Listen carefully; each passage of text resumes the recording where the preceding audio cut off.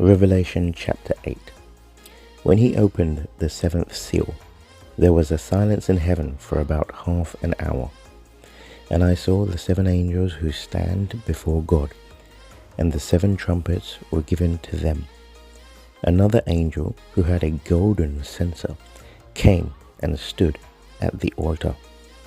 He was given much incense to offer with the prayers of all God's people on the golden altar in front of the throne. The smoke of the incense, together with the prayers of God's people, went up before God from the angel's hand. Then the angel took the censer, filled it with fire from the altar, and hurled it on the earth. And there came peals of thunder, rumblings, flashes of lightning, and an earthquake.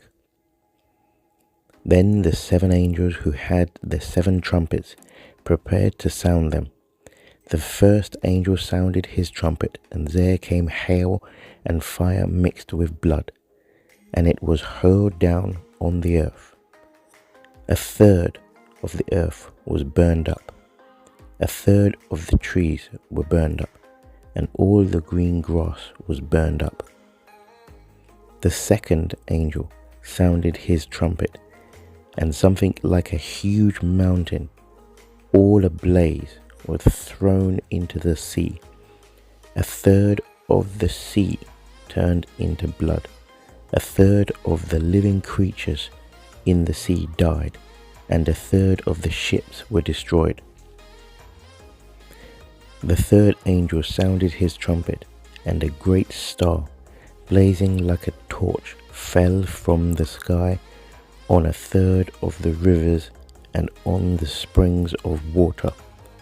The name of the star is Wormwood. A third of the waters turned bitter, and many people died from the waters that had become bitter. The fourth angel sounded his trumpet, and a third of the sun was struck, a third of the moon, and a third of the stars, so that a third of them turned dark. A third of the day was without light, and also a third of the night.